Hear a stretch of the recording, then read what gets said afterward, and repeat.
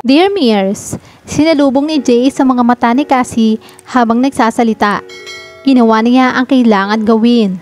Nagkamali siya noon sa pagpatos sa pang-aakit ni Helen, pero pinagbayaran niya ang kahangalang iyon at ang kakulangan niya sa pagtitimpi. Kaya bakit siya makakaramdam ng guilt ngayon? Pinakasalan ko si Helen dahil sa pera ng kanyang ama. Kaya hindi na nakapagtatakang tumagal lang namin ng 6 na buwan ang relasyon namin noon. Walang mababakas ng pagkakatuklam o panghuhusga sa mukha ni Cassie sa inamin niya. Ngunit naroon ng nakakayamot, nakagustuhang ipaliwanag ang sarili sa dalaga. Isang bagay na hindi niya ginawa noon. Swerte namang naging matagumpay ang artisan. Yun ang nagsilbing paraan para makakawala ako. At wala akong pinagsisihan sa mga ginawa ko para lang makuha ko yun. Paraan para makakawala ka sa ano? Basta makakawala lang. Pag-iwas siya sa tanong ni Cassie. Expression lang yun. Dagdag pa niya. Wala siyang balak na sabihin sa dalaga ang lahat. Anyway, 2 buwan na rin naman mula nung pumanaw ang matanda at iniwan niya ang lahat ng shares niya kay Helen. Pati na rin ang posisyon niya sa board of directors. Kaya narito ako sa Pilipinas para ibenta ang artisan. Para maiwasan mo na ng tuluyan si Helen? Ang sabi ni Cassie sa tinig na animo, totoo ang naging pagsasama nila sa dating asawa. Hindi sa ganon. Kaya kong pakitunguhan si Helen. Mabilis na sagot niya. Sa kasamaang palad, siya ang hindi ako ang kayang pakitunguhan. O mas tamang sabihin na hindi niya kayang lumayo sa akin. Isa pa, panahon na rin naman para pakawalan ng kumpanya. Binabala kong mag-expand. Mas may control ako kung magsisimula ulit ako ng panibago na may bagong board of directors or mga bagong disenyo sa sarili kong pera at magagawa ko na rin ng tuluyan iwan ng Pilipinas. Nalaman ba ni Helen? Ang ano? Nanipilitan ka lang. Napakasalan siya dahil sa kadadi niya? Hindi naman talaga ako pinilit. Tumawa si Jace ngunit dinig niya ang kapaitan na nakala niyang matagal na niyang nakalimutan. Mas lamang ang kinumbinsi, wala namang shotgun. Nag-inat siya at pahilatang naupo. Makahinga siya ng maluwang dahil nagawa niya yun ilayo ang usapan tungkol sa kanyang nakaraan. Pero para sagutin ang tanong mo, oo, alam ni Helen. Anya habang inaalala ang lahat ng kasinungalingang hinabi ng dating asawa sa ama. Nasanay si Helen na nakukuha ang lahat ng gusto.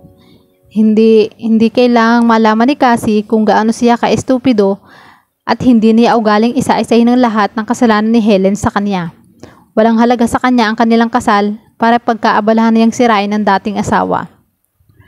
Sa hindi ko maalam ang dahilan, gusto niyang maikasal sa akin. Minahal ka siguro niya. Ang bulong ni Cassie. Uminom si Jace ang malamig na tubig. Namangha siya sa katapatan ng boses ng dalaga. Naniniwala ba talaga ang mga tao sa pag-ibig? Pero nakikita niya sa pagtaas ng baba ang conviction sa mga mata ni Cassie na naniniwala nga ito sa pag-ibig. Siguro, wala na siyang pakialam kung minahal man siya ni Helen o hindi. Ang mas nakakabagabag sa kanya ay ang kaalamang nag-aalala siya sa iniisip ni Cassie sa kanya ngayong alam na nito ang katotohanan. Ubusin mo na yung pagkain mo. Bibili lang ako ng kape. Tapos, mag-aabang na tayo ng taxi. Gusto na niyang makabalik sa hotel. Kung saan, marami siyang alam na paraan para iwasan ang walang kwenta niyang nakaraan. Tamilmil na kinain ni Cassie ang kanyang sandwich at pinagbasdan si Jace na naglalakad palayo. Maya-maya pa, ay binabana niya ang kinakain. Tuluyan na siyang nawala ng ganang kumain dahil sa mga nalaman. Nasorpresa siya sa pagiging bukas ng binasa sa pagsagot sa lahat ng tanong niya. Kahit na sinabi na nito noon na ayaw nitong pag-usapan ang tungkol kay Helen. At alam niya naman kung bakit. Malinaw na gusto ni Jace na papaniwalain siya na pera ang dahilan ng lahat. Pero alam niyang mas malalim pa roon ang dahilan. Kahit kasi mayaman na ay hindi si Jace ang tipo ang lalaki na ganid sa pera. Ni ayaw nga nitong mag-shopping. Na nangangahulugang hindi dahil sa pera ang lahat, kundi dahil sa kung ano ang isinisimbolo niyon. Ang oportunidad na makatakas ang nagtulak kay Jace. Bakit ito desperadong makatakas? Ano ang tinatakasan nito? Nasa kagustuhang makatakas ay handa itong pumasok sa isang pagsasamang walang pag-ibig. Gustong palabasin ni Jace na mababaw itong tao. Isang oportunista. Pero nalaman niya mula sa mga kwento ng mga binata na nagpakahirap ito para lang makalayo at mapalago ang artisan dahil iyon ang tanging paraan ng pagtakas niya. Naniwala siya noon na ang kailangan lang ni Jace ay isang taong nagmamahal at suporta rito. Isang katulad niya. At marahil ay tama siya. Dahil hanggang ngayon ay nasa loob pa rin ni Jace ang dating binatilyo na galit sa mundo. Bumalik ang binata, dala ang kanyang letter at ekspreso naman para dito. Muling nandiwa sa isip ni Cassie ang araw na pumasok si Jace sa eskwelahan na may malaking hiwa sa kilay at black eye. Inakala ng lahat na nakipag-away ito. Ang daluyong ng pangunawa sa kapwa ang nagparelax sa tiyan ni Cassie at ang isang ideya na nabuo sa kanyang isip. Isang napakagandang ideya na matagal na dapat niyang inaisip. Hindi mo inubos ang pagkain mo. Puna ni Jace habang inilalapag sa mesa ang mga dala. Oo nga eh. Inabot ni Cassie ang kanyang handbag saka mabilis na inumang mainit na latte. Ayoko sanang umalis kaagad pagkakain. Pero kailangan ko talagang umalis. Dadalhin ko pa sa apartment ang mga binili ko para maibalot ko. Magkakaroon ng Christmas lunch sa bahay ni Nessa bukas at pupunta silang lahat. Sige, magkita na lang tayo sa hotel mamaya. Hindi yung tanong, ngunit kitang-kita ni Cassie ang pag-aalinlangan sa mga mata ni Jace. Binalot ng pagmamahal ang kanyang puso. Mas pinag-iinit siya na yon kaysa ininom na latte. Naman ni Cassie ang titig ni Jace habang naglalakad siya palayo. Isang maluwang na ngiti ang sumilay sa kanyang mga labi. Magdiriwang ng Pasko si Jace. Pinlano man ito o hindi. Merry Christmas, Jace. Bulong ni Cassie saka umupo sa kandungan ni Jace. Niyakap siya ni Jace ng mahigpit. Merry Christmas din, Cassie. Sumubsob ito sa kanyang leeg at tumalo ng kanyang puso. Katatapos lang nilang maligo at kumain ng almusal. Anong oras ka pupunta sa bahay ng kaibigan mo? Mamaya pa. Great. Binuhat siya ni Jace pero bago pa man ito makalakad patungo sa kwarto ay nagpadaos-dos siya pababa. Sandali lang. Hinihingal na sabi niya. Mabilis ang pintig ng kanyang puso dahil sa pananabik. May surprise ako sa iyo. Dahil Pasko ngayon, pinangako niya sa sariling hindi niya ituturing na isang malaking bagay ang gagawin. Pero gusto pa rin niyang makita ang magiging reaksyon ni Jace. Oh, yeah. May kapilyuhan sa ngiti ng binata nang hawakan ng tali ng suot niyang roba. Yun din ang gusto ko. Pabirong tinapik ni Cassie ang kamay. Hindi ang iniisip mo, surprise ako. Pervert ka talaga. Sandali lang. Sa paraan ng pagsunggab mo sa akin kanina sa bathtub, hindi lang ako ang pervert dito. Napahagikik si Cassie sa kunwari ay iritasyon na humalo sa tinig ni Jace habang naglalakad siya palapit sa malaking spruce trees na nasa isang sulok ng suit, kung saan iniligay niya ang lahat ng regalong binili niya kahapon para sa mga kaibigan bilang paghahanda patungo sa bahay ni Nessa. Kinuha niya ang isang regalo na may card sa ibabaw at dinala iyon pabalik sa binata. Merry Christmas, Jace! Ang bati niya, saka iniabot ang hawak na regalo. Sinuksok ni Jace sa mga kamay sa bulsa ng roba sa halip na tanggapin ang iniabot niya. May pagtatakang kumunot ang noo nito. Ano yan? Regalo ko sa'yo para sa Pasko. Masiglang sagot niya habang patuloy na nakataas sa mga kamay. Ngunit nanatiling nakatago ang mga kamay ni Jace sa mga bulsa. Lalong kumunot ang noo nito habang nakatingin sa regalo na tila ba isa yung bomba. Di ba sinabi ko na sa'yo na hindi ako tumatanggap ng regalo? Ang sabi nito, saka tumingin sa kanyang mukha. Binaba ni Cassie ang regalo. Ang pananabik sa kanyang dibdib ay unti-unting napalitan ng kaba habang nakatingin siya sa reaksyon ni Jace. Inasahan na niyang masusurpresa ito, pero kunumbinsi niya ang sarili na ang pagbibigay ng regalo sa binata ay isang paraan lamang para pasalamatan ito sa mga nagawa nito upang ibalik ang kumpiyansa niya sa sarili. Ngunit emanado, siyang sa isang banda ay binalik din niya ialis kay Jace ang hindi paniniwala sa Pasko. Ang hindi niya inasahan ay ang pagkalito at pagkagulat sa mga mata nito. Mukhang nasobrahan yata ang pagkasorpresa ni Jace. Wala akong binili para sa'yo. Alam ko, tila piniga ang puso ni Cassie sa kaalamang inalala ni Jace ang bagay na iyon. Hindi naman ako umaasa na maibibigay kay Kinuha niya ang mga kamay ng binata mula sa bulsa at inilagay ang mga ito sa regalo sa palad nito. Token lang yan, Jace. Gusto kong magpasalamat sa lahat ng ibinigay mo sa akin. Ano binigay ko sa'yo? Lots of really amazing sex. Pabilitong sagot ni Cassie, pero habang pinagmamasdan niya ang unti-unting pag-relax ng binata, napagtanto niyang higit pa roon ang ibinigay nito. Being with him had been exciting and exhilarating. Binigyan laya niya niyon mula sa mga pagkakamali sa mga dating relasyon. Sa piling ni Jace, ay nagawa niyang maging masaya nang walang inaalalang anumang responsibilidad. Naging masaya siya, higit pa sa dati. Mas lumalim ang pagmamahal sa nadarama niya para kay Jace. Alam niyang hindi niya dapat ipaalam sa binata ang tungkol doon dahil nakakapekto lang ngayon sa relasyon nila. Ang pagbibigay sa binata ng regalo ang pinakamagandang paraan para ipaalam niya ang nadarama ng hindi nagsasabi. Kaya salamat talaga. Isa pa, ikaw ang nagbabayad ng room service natin. Kaya pakiramdam ko may utang ako sa'yo. Natawa si Jace. Binalibaligtad nito sa kamay ang regalo na para bang hindi alam ang gagawin doon. Hindi ko alam kung magagalit ba ako o sa panggagamit mo sa akin o matutuwa dahil binigyan mo ako ng regalo kapalit ng binigay kong serbisyo. Pareho. Tumawa si Cassie. Sobrang kagalakan ang nadama niya dahil tinanggap ni Jace ang binigay nilang regalo. Buksan mo na. O joke niya. Okay. Umupo si Jace at maingat na inalis ang tape sa pagkakadikit na para bang iyon ang unang pagkakataong nakatanggap ito ng regalo na isang malaking kalokohan. Ngunit hindi maalis sa isip ni Cassie ang bagay na iyon nang iangat ng binata ang emerald green na sweater na bilhin niya kahapon na tila ba isa yung napaka-importanting bagay. Cassie, ang mahal nito. Nagustuhan mo ba? Tanong niya kahit hindi kailangan. Kitang-kita niya ang pagkamangha sa mukha ni Jace na hula niya ay dahil sa nakatanggap ito ng regalo at hindi dahil sa laman niyon.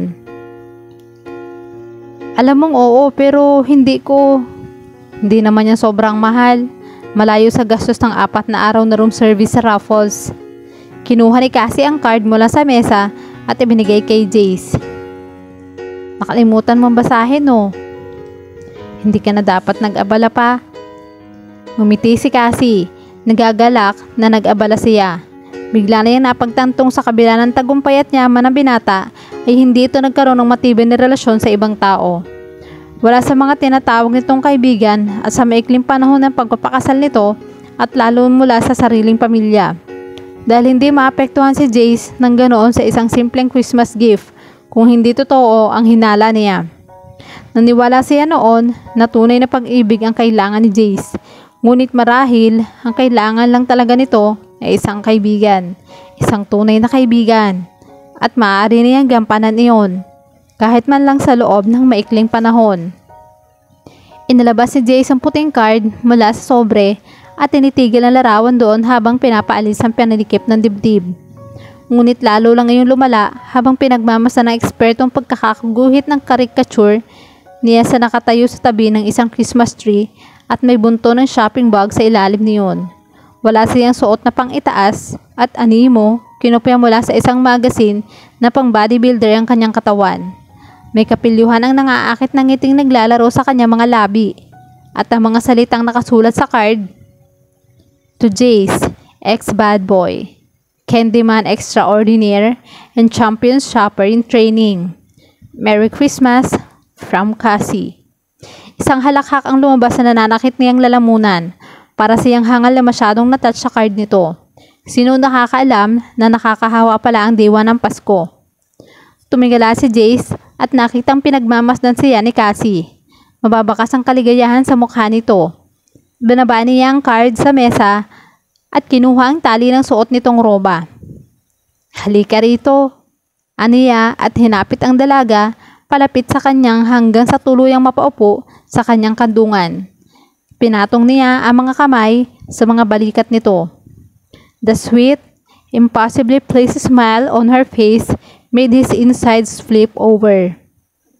I feel kind of bad, sabi niya habang pinadadaan ang hinlalaki sa collarbone ni Cassie.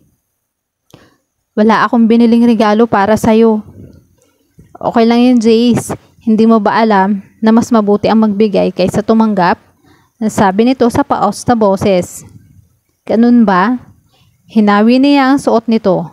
Narinig niya ang pagsinghap ni Cassie nang tuluyang tumambad sa kanyang mga mata ang malulusog nitong dibdib. Kung ganon, sa tingin ko ay ako naman dapat ang magbigay. Sabi niya bago pinaglaruan ng dila at isinubo ang dunggot ng dibdib ng dalaga. Umarko ang katawan nito sa kandungan niya. Dumiin ang mga daliri sa kanyang mga balikat habang nagpapasasa siya kay Cassie. Pumaragasa ang dugo sa kanyang puso at mula niyang nadama ang pagbara ng lalamunan. Kailangan niyang sikilin ang pagsisisi sa puso na wala siyang maibibigay na ibang bagay kay Cassie. Hindi ako dapat nagpunta rito. Reklamo ni Jace habang pinipindot ni Cassie ang doorbell sa apartment ni Nessa. Hindi ako imbitado. Okay lang kay Nessa yun. Bakit naman hindi? Nasabi ni Cassie. Dahil hindi niya ako kilala. Pagkapaalala niya sa isang bagay na obvious, hindi rin niya kilala ang best friend nito. Hindi pa rin sigurado si Jace kung paano siya napilit ni Cassie na sumama sa Christmas dinner na iyon ng kaibigan nito. Naalala niya ang samot-saring emosyon na pinukaw ni Cassie sa kanya dahil sa ibinigay nitong regalo. Kasunod niyon ay nagmamaneho na siya patungo sa isang dinner date kung saan pulos estranghero ang makakasama niya. Ang plano niya ay mag-jogging at magpapawis para matunaw ang kinain. Pagkatapos ay basahin ang ilan sa mga proposal na ipinadala ng assistant niya mula sa mga buyer na hindi pa niya nakakausap. Hindi niya gustong sumama kay Cassie, kaya bakit naroon siya ngayon? Kilala ka ni Nessa. Sales down road doon siya nag-aral. Wow! Sarkastikong bulong ni Jace. Huwag ka masyadong mag-alala. Nakangising sabi ni Cassie habang tinapik ang kanyang pisngi. Isa ka lang alamat noon sa school. Iyon mismo ang pinag-aalala ko. Nakasimangot na sabi niya habang sinusundan ng dalaga sa pagpanhik sa may kadilimang hagdan. Huminto sila sa tapat ng isang dilaw na pinto. Dinig ang malakas na tugtog sa loob niyon. Inihanda ni Jace ang sarili nang bumukas ang pinto at inuluwa ang isang morenang babae na may magandang hubog ng katawan. Niyakap nito si Cassie. Hey girl, kumusta ka na? Ibinaba ni Cassie ang hawak na regalo at gumunti ng yakap. Merry Christmas, Ness! May kasama nga pala ako. Bagya itong umatras. Dumako ang paningin ng babae sa kanya. Oh my dice, Jace the Ace! Bulalas ni Nessa. Napangiwi si Jace. Hindi niya nagustuhan ng palayo na yun noon at lalo na ngayon. Lalo kang gumwapo ah. Ani ni Nessa at saka binigyan siya ng ngising nagpapaalala sa kanya ng lahat. Ngumisi rin siya. Dang Vanessa Dantes. Nakahinga si Jace nang maluwag sa unang pagkakataon mula nang pumayag siyang sumama roon. Ang pasaway ng third year. Tumawa si Nessa ng malakas at malutong na nagpaalala kay Jace kung gaano siya kasaya tuwing makakasama niya ang babae sa detention, na dahil sa kaparangkahan nito at sa pagiging lapitin niya sa gulo ay madalas na nangyayari yun noon. Guilty as charged, sabi ni Nessa at nakapag-high five sa kanya. Isanaranan ni Nessa ang pinto at sinundan nila iyon sa kusina kung saan nagmumula ang masarap na amoy ng niro-roast na karne. Pumalakpak si Nessa ng malakas upang kunin ang atensyon ng lahat ng bisita. Isang gwapo at matangkad na lalaki na naka-apron ang nagpahina sa volume ng speaker. Okay guys, narito na si Cassie at dinala niya ang bago niyang Candyman. Kaya maging mabait kayo sa Candyman. Pinalo ni Cassie ang braso ni Nessa. Namumula ang dalaga dahil sa pangangantsaw ng mga kaibigan. Ness, hindi ako makapaniwala na sinabi mo yun. Natawa si Jace. Unti-unting nawala ang tensyong nadarama niya habang masayang nakikipagbatian sa ibang bisita. Tulad ng dati, si Vanessa Dantes pa rin pala ang pinakataklesa sa buong Pilipinas. Sa tingin ko, ay nakahanap ka na ng mag-aalaga sa'yo. Limungon si Cassie. Puno ng sabon ang kanyang mga kamay dahil naguhugas siya ng mga pinagkainan at mga pinaglutuan. Nasapawan ng maingay na pagkakasiyahan sa sala ng boses ni Nessa. Naramdaman niya ang pag-akyat ng init sa kanyang batok habang pinipilit na magmukhang hindi apektado. Si Jace ba ang tinutukoy mo? Pinukol siya ni Nessa nang huwag kang umarting inosente sa tingin. Ano nangyayari sa sinabi mo na hindi ka pa handang pumasok sa isang relasyon? Natawa si Cassie. Huwag ka nga maingay riyan, Nessa. Ano na ba nangyayari sa inyong dalawa? Tanong nito sa kakinuhang malinis ng saucepan. Para magandang naging simula nyo Pinatong ni Cassie sa sideboard ang kawali at sinupil ang kirot na naramdaman sa dibdib. Wala kami sinimulan na kung ano man. Christmas fling lang to. Babalik si Jay sa New York sa bagong taon. At yun na rin ang magiging katapusan ng lahat. Maingay nila pag ninesa ang saucepan sa cupboard. Katangahan yan. Bakit hindi ka sumama sa kanya kahit sandali lang para malaman mo kung magkiklik ba kayo? Nes, tumigil ka na nga. Bukod sa hindi naman niya ako niyayaya at hindi naman niya gagawin yun, bulong ng isip ni Cassie habang mas kumirot ang kanyang puso. Sinabi ko na sa'yo na wala kaming relasyon. Laro lang ang lahat. At iyon ang gusto niya sa sarili. Ngunit ang kasiyahang nadama niya kanina ay nabawasan na. Gusto mo bang malaman kung ano ang palagay ko? Hindi, pero sigurado namang sasabihin mo pa rin sa akin kahit ayoko. Lagi siya nakatingin sa'yo, lalo na kapag alam niyang hindi ka nakatingin. At ganun ka rin sa kanya. At binigyan mo siya ng damit na isinuot niya kaagad. Dagdag pa ang 4 na araw na walang tigil sa mapakikipag-sex. Amin ni Nessa na binibilang sa kamay ang mga sinabi at saka na maywang. Umpisa na yon, umpisa na ng isang relasyon. Huminga ng malalim si Cassie. Pinipigilan ang pag-usbong ng pagnanasa sa kanyang puso. Ang nadarama niyang pag-asam na sana totoo ang sinasabi ni Nessa. Kahit alam niya sa sarili na isang kasinungalingan yon. Wala kaming relasyon. Kung ano lang ang meron kami, yun lang yun. Nanunuyang tumawa si Nessa. Bakit ba lagi mo nalang pinakamaliit ng sarili mo? Nagiging makatotohanan lang ako. Kung ganon, ang tawag na pala ngayon sa pagsuko ay pagiging makatotohanan. Hindi ako sumusuko. Hindi niya mapapayagan ang sarili na umasang muli. Umasa sa isang bagay na walang katotohanan. Ilang beses na niyang natutunan ng bagay na yon at wala siyang balak na masaktang muli. Ang pinakamasaklap sa lahat, alam niyang kapag hinayaan niya ang sariling umasam ng habang buhay kasama si Jace, ay masasaktan siya ng labis. Dahil sa loob ng 4 na araw na magkasama sila, ay minahal na niya ang binata ng higit pa kay Lance na 3 taon niyang nakasama. Palibhasa, wala pa nagsabi nun sa'yo na hindi ka nila kailangan. Wala nga siguro, pag-amin ni Nessa, pero hindi pa ako nagkamaling isama sa mga pangarap ko ang isang lalaking hindi naman nararapat. Anong ibig mong sabihin? Mahinang tanong ni Cassie. Nagulat sa akusasyon sa tinig ng kaibigan. Hinawakan nito ang mga braso niya at marahas siyang niyugyog. Huwag ka nga masyadong sensitive dyan. Hindi ko naman sinabi na kasalanan mo ang nangyari sa inyo ni Lance. Ikaw ang nagsabi noon. Ang gusto ko lang sabihin, bakit ba kasi pumayag kang makipagrelasyon sa isang katulad niya sa umpisa pa lang? Hindi siya karapat-dapat sa'yo at ikaw lang ang hindi nakakaalam noon. At ngayon, nai-inlove ka na kay Jace. Isang lalaki na maaaring karapat-dapat para sa'yo. Masyado ka nang takot na aminin sa sarili mo dahil iniisip mo na wala kang karapatang lumigaya. Hindi naman sa ganun, Ness. Hindi na itinuloy ni Cassie ang sasabihin. Hindi siya na in love kay Jace. Hindi pwede. Nadama niya ang malakas sa pagtunog ng alarma sa kanyang isip. Huwag ka nga mag-freak out, sabi ni Nessa at niyakap siya. Ang gusto ko lang sabihin, kung handa ka nang aminin na mahal mo siya, huwag kang matakot na ipaglaban ang nararamdaman mo. Because you're worth it, honey. Sino si Lance? Umingat ang makina ng kotse nang biglang kumambyo si Jace. Sumulip sa kanya si Cassie mula sa passenger seat. Naging tahimik na ito mula nang umalis sila ng bahay ni Nessa. Siya man ay ganun din. Nag-enjoy siya. Masarap ang mga pagkain at masayang kasama ang mga kaibigan ni Cassie. Ngunit nakaramdam siya ng pagkabagabag na makita at makasama si Cassie at ang mga kaibigan nito sa isang party.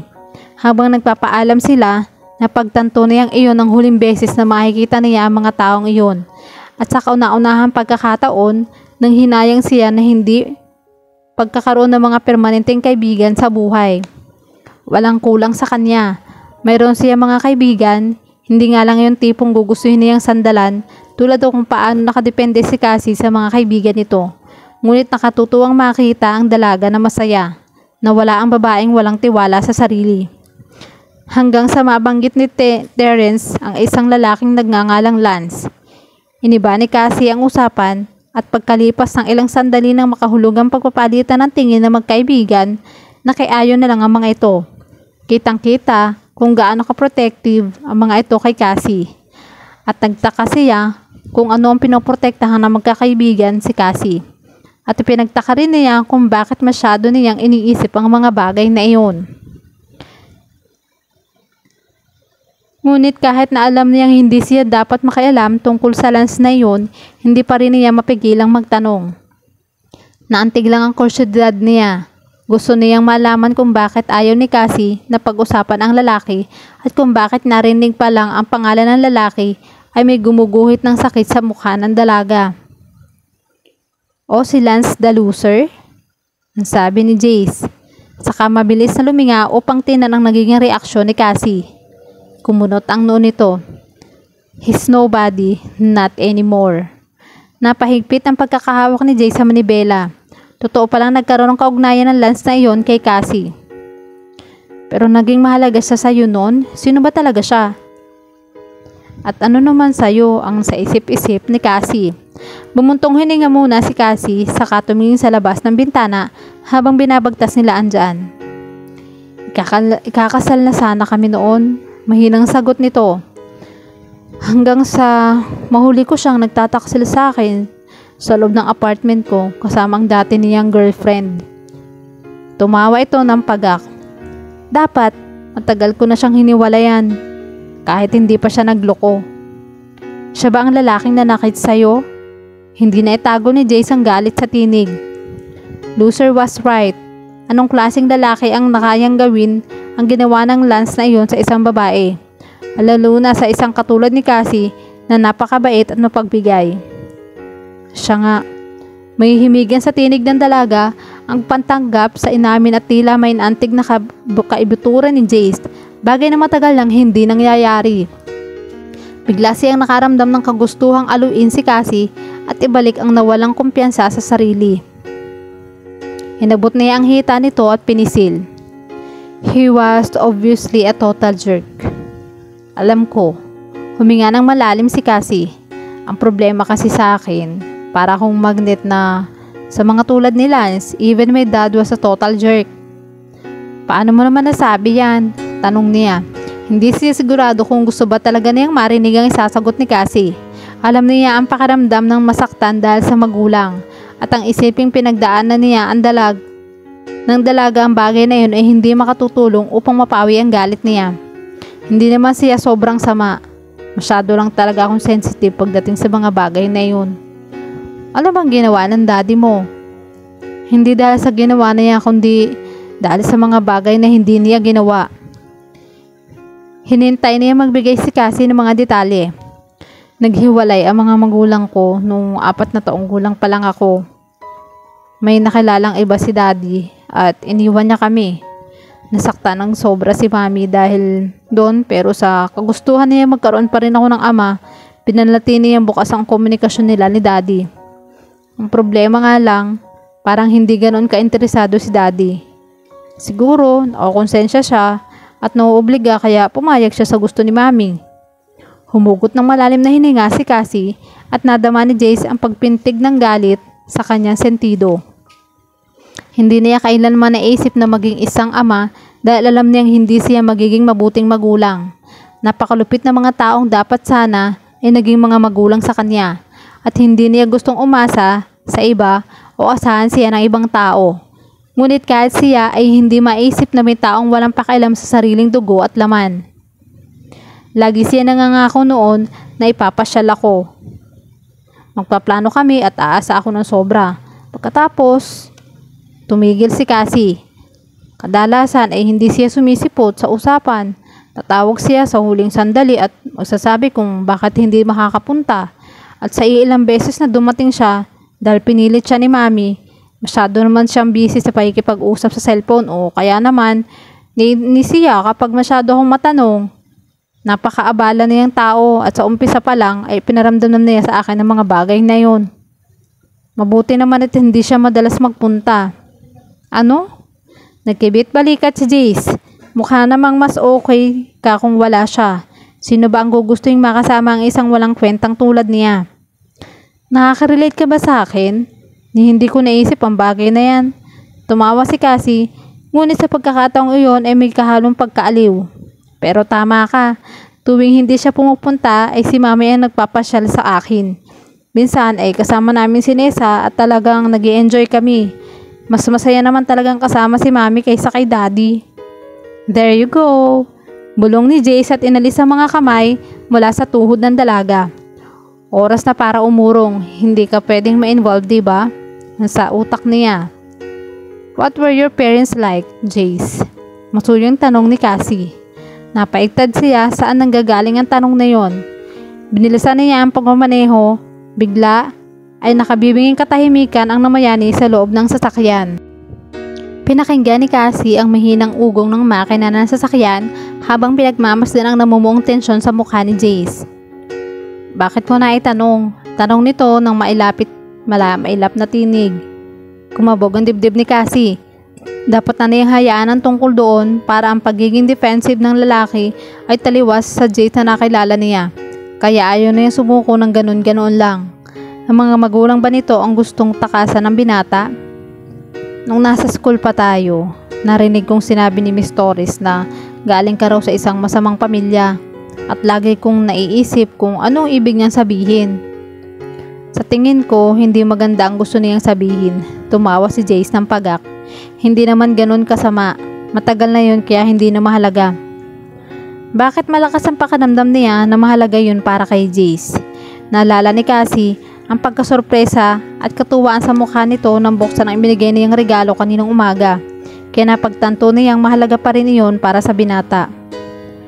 Gaano ba kasama? Bumaling si Jay sa kanya nang tumigil ang sasakyan dahil sa traffic lights.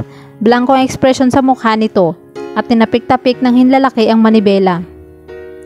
Mabuti sigurong huwag na lang natin pag-usapan ang tungkol sa bagay na yun, ang sabi nitong tensyanadong tinig. Bakit ayaw mong pag-usapan kung hindi naman pala mahalaga? Muling pinandar ni Jason sa sasakyan nang maging berde ang ilaw ng traffic lights. Nalaglag ang mga balikat nito. Sige na nga, sabi nitong kontroladong boses. Kung gusto mo talagang malaman, nagpakasal ang nanay ko sa isang lalaking hindi kayang kontrolin ang init ng ulo nung 8 taon pa lang ako. Tila may pumiga sa sikmura ni Cassie nang matamaan ng ilaw ang mukha ni Jace at makita niya ang bakas ng pilat sa kaliwang kilay nito. Sinaktan ka niya? Hindi masyado. Nasanay na akong tumakas at hindi nagtagal ay lumaki na ako para lumaban sa kanya. Pigil ang emosyong sagot ni Jace. Ang mama ko ang nakatikim ng lahat ng kalupitan niya. Jace, bulong ni Cassie at ipinatong ang kamay sa kamay ng binata na nakahawak sa kambyo. I'm so sorry. Nakakatakot siguro yun para sa'yo. Pinangiliran siya ng mga luha nang maisip ang karahasang nasaksihan at naranasan nito. Saglit siyang sinulya pa ni Jace. Wala naman dapat ipag-sorry.